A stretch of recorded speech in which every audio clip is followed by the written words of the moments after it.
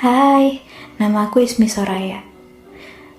Umurku saat ini 23 tahun. Aku senang dan aku bahagia sekarang. Kehidupan aku juga sama aja, kayak teman-teman yang lain. Tapi ada satu yang bikin berbeda, yaitu kisah masa laluku. Aku akan menceritakannya semua sama kalian. Gimana kalau kita kembali ke tahun 1996?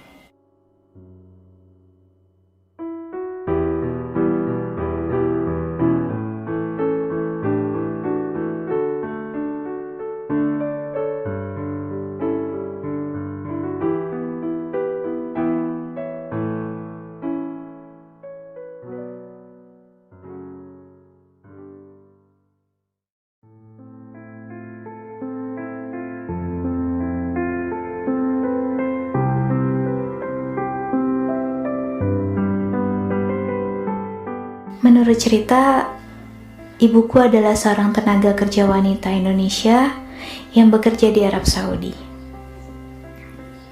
Pada tahun itu, dia pulang ke Indonesia. Dia pulang dalam keadaan mengandung. Iya, dia mengandung aku. Aku putrinya. Ya ampun, aku tidak sabar. Andai bayi di dalam kandungan bisa berteriak, aku ingin sekali berteriak. Aku ingin berkata bahwa aku ingin sekali bertemu dengan ibuku yang cantik. Aku tahu ia pasti cantik.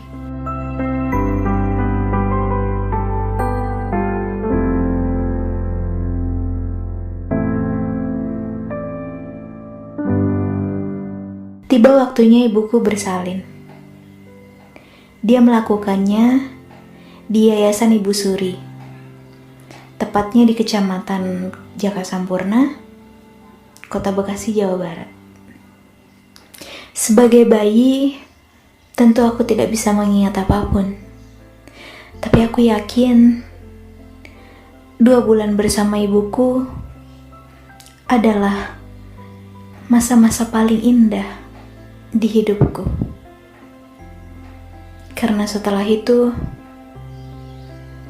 ibuku meninggalkanku. Meninggalkan aku sendiri di Yayasan Ibu Suri, tempat ibuku melahirkan.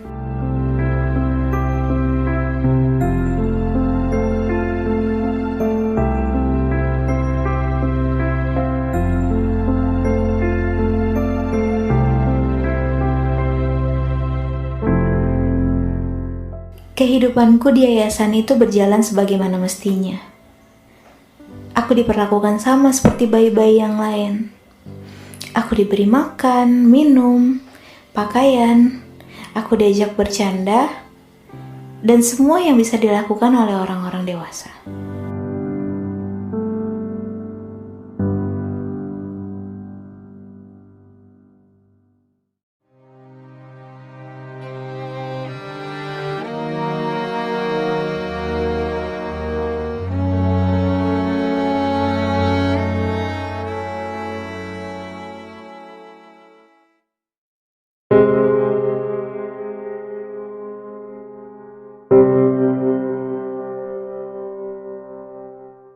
Tetapi semua berubah malam itu.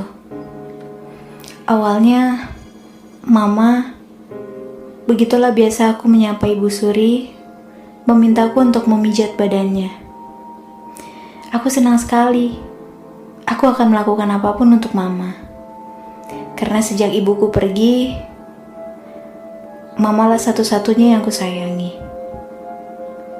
Aku mulai memijatnya. Sejam, 2 jam, dan entah berapa jam. Aku mulai lelah. Tak terasa, aku tertidur. Aku terlelap di punggungnya. Mama membangunkanku dan menyuruhku melanjutkan memijat. Aku janji, aku gak akan tidur lagi.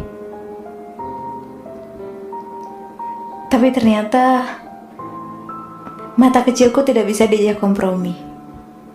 Aku ngantuk lagi. Lalu aku kembali tidur di punggung mama. Untuk kedua kalinya, mama membangunkanku. Tapi kali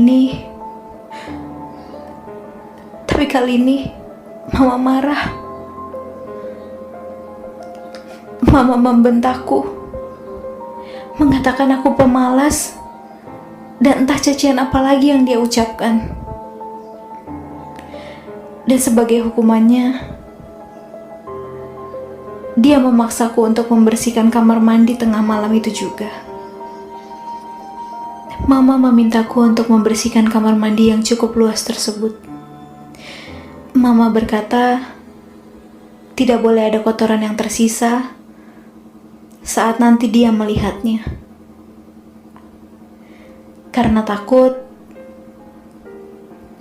aku langsung mengerjakan apa yang ia perintahkan. Aku mulai membersihkan kamar mandi tersebut. Sambil membersihkan, aku menangis kecil. Aku berpikir, kenapa mama semarah itu kepadaku? Padahal aku hanya tak sengaja tertidur di punggungnya. Setelah selesai membersihkan kamar mandi tersebut, aku kembali ke kamarku. Oh ya, biar aku ceritakan dulu bahwa kamarku adalah sebuah kamar mandi yang mungkin sudah rusak. Kamar mandi itu tidak memiliki pintu lagi. Dan disitulah aku tidur setiap harinya.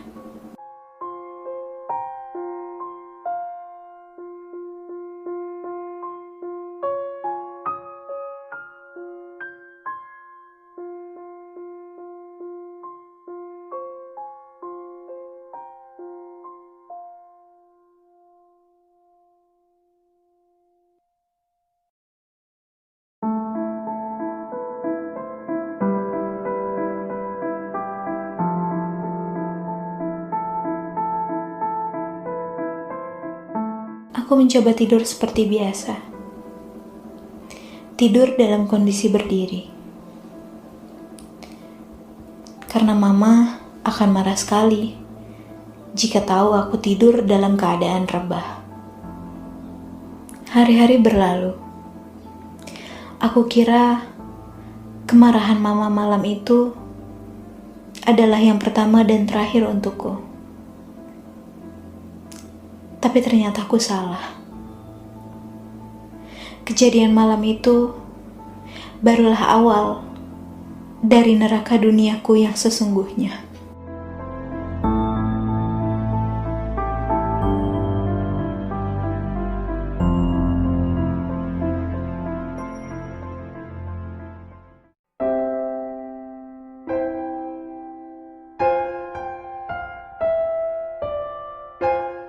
Seperti biasa, tugas-tugasku adalah mengerjakan pekerjaan rumah. Seperti menyapu, membersihkan lantai, mencuci piring, mencuci baju, dan semua yang mama minta. Siang itu, aku sedang mencuci piring. Banyak sekali. Mungkin karena aku lelah, aku tak sengaja menjatuhkan sebuah piring. Aku takut sekali. Aku tahu piring bercorak bunga itu adalah piring kesayangan mama. Aku udah gak bisa ngebayangin apa yang bisa mama lakukan sama aku.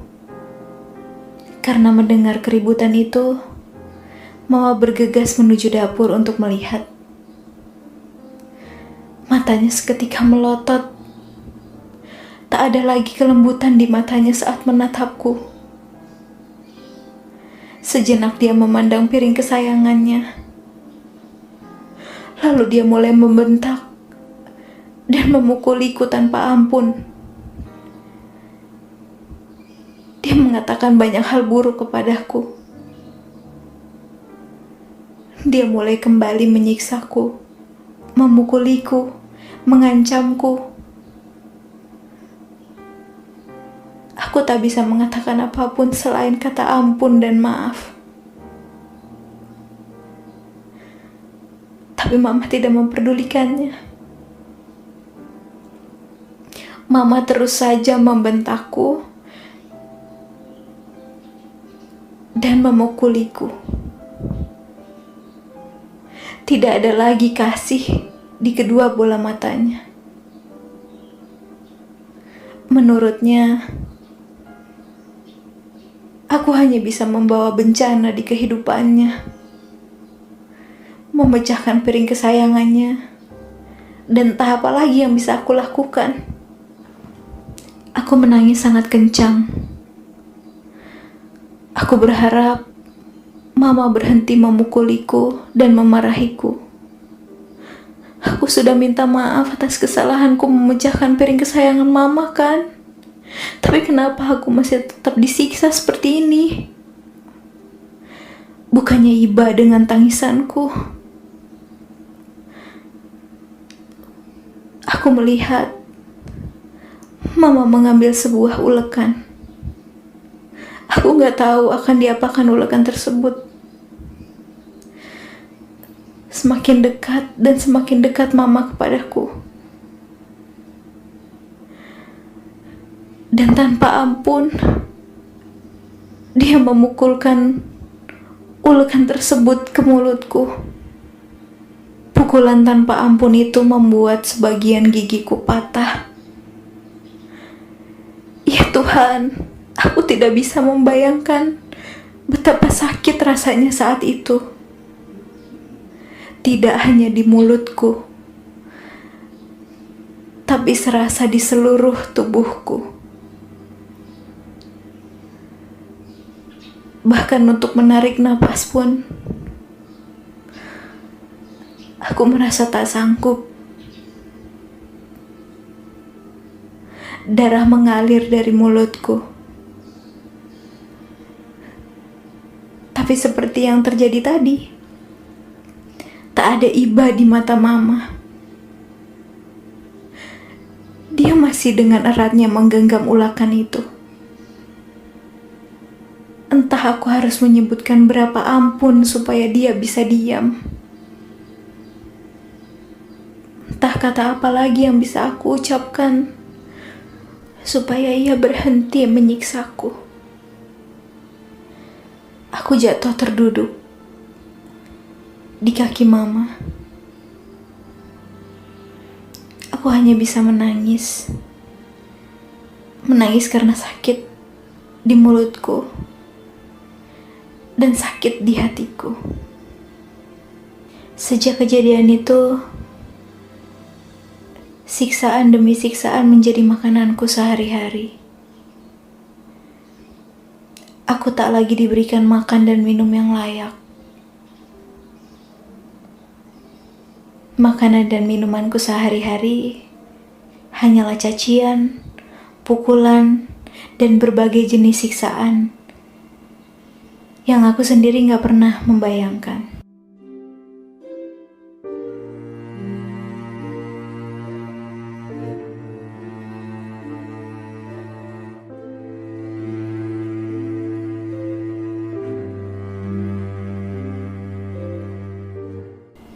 Pernah suatu ketika, aku sedang menyapu rumah seperti biasa. Saat aku sedang di tangga, Papa, suami dari Ibu Suri, menendangku tanpa alasan. Aku jatuh terguling di tangga. Kepalaku mengeluarkan darah yang sangat banyak. Aku hanya merasakan sakitnya sebentar, lalu aku pingsan. Aku tak tahu apa lagi yang terjadi setelah itu, tapi saat aku sadar, aku sudah berada di tempat tidur dan sudah diobati. Mama yang mengobatiku dan menemaniku selama aku tidak sadar tadi. Aku senang sekali. Aku merasa Mama menyayangiku lagi. Mungkin nanti Mama gak akan marah lagi sama aku. Hari itu salah satu dari hari terindahku. Karena aku berharap Mama akan terus sayang sama aku seperti hari ini.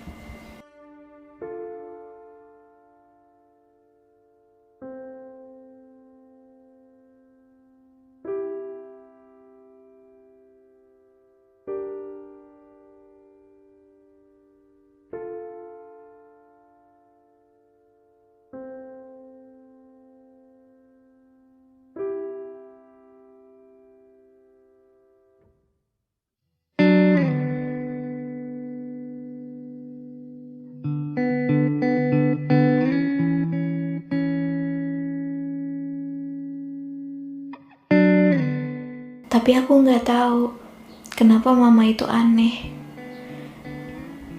Dia bisa baik banget dan memperlakukan aku seperti anaknya. Dia tersenyum, tertawa, ceria. Tapi satu ketika dia bisa marah. Tatapannya bisa menyeramkan.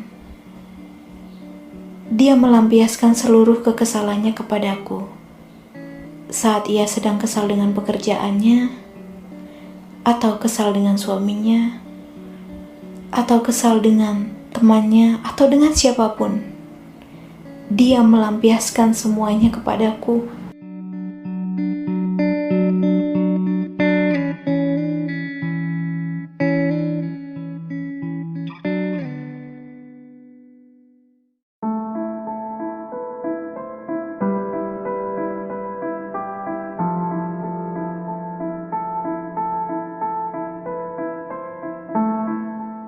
Waktu itu, dia sedang bermasalah dengan pekerjaannya. Kurasa ia kesal. Seketika ia mendatangiku dan memukuliku dengan balok. Begitulah ia. Ia selalu melampiaskannya kepadaku. Dia memukul, dia menendang, dia memaki, apapun yang bisa ia lakukan untuk melampiaskan kekesalannya tersebut. Oh iya, biar aku ceritakan seperti apa rutinitasku sehari-hari di rumah Mama. Aku dibangunkan pada pukul 3 pagi. Mama punya cara yang amat unik untuk membangunkanku. Setiap pagi, ia selalu menyiramkan air panas ke atas kepalaku, supaya aku bangun. Setelah itu, ia menyuruhku untuk mengerjakan pekerjaan rumah. Seperti menyapu, mengepel, mencuci pakaian, mencuci piring, merapikan sofa, merapikan barang-barang, dan banyak lagi pekerjaan lainnya. Dia tak akan repot-repot memberikan aku makan. Sudah kukatakan tadi, dia sudah lagi tidak memberikanku makan yang layak. Kalau aku haus, aku minum saja air keran. Syukurlah, itu bisa mengobati dahagaku. Lalu aku kembali mengerjakan pekerjaan rumah. Aku sebisa mungkin tidak melakukan kesalahan. Karena satu kesalahan saja bisa membuatku terluka. Kalau seluruh pekerjaan itu sudah rapi, Mama memintaku untuk menjaga bayi-bayi. Setelah itu, aku akan diperbolehkan masuk ke kamarku. Atau kamar mandi itu. Aku diperbolehkan tidur. Seperti tadi, hanya dengan posisi berdiri. Aku yang ngantuk dan lelah, seketika langsung tertidur. Mama tak memperbolehkan aku untuk bermain atau bernyanyi-nyanyi atau kegiatan anak kecil yang biasa dilakukan. Aku hanya boleh mengerjakan pekerjaan orang dewasa dan tidur di tempat tidurku. Ya, aku menyebutnya itu tempat tidur. Meskipun sesungguhnya itu tak layak disebut tempat tidur. Tempat tidurku hanyalah sebuah tempat beras yang berukuran agak besar, dan aku hanya boleh bersender kepada tempat beras itu.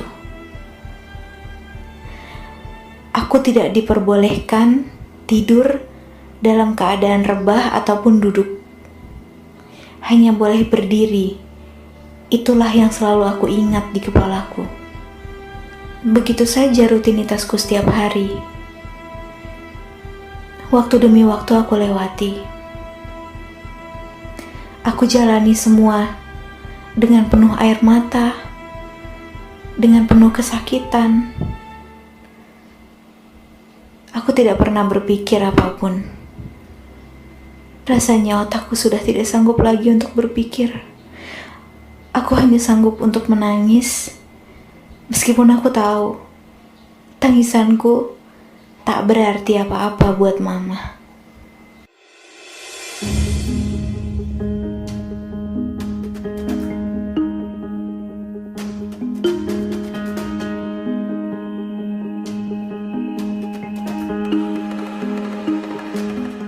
Seperti biasa, sore itu aku sedang beristirahat di kamarku, merasakan kulitku yang perih karena siksaan-siksaan yang kudapatkan setiap hari. Merasakan kulitku yang terbakar karena terus disiram air panas setiap pagi. Aku mendengar mama mulai mendekati kamarku. Sepertinya ia sedang kesal. Entah karena apa. Aku takut. Aku takut dengan apa yang ia bisa lakukan kepadaku.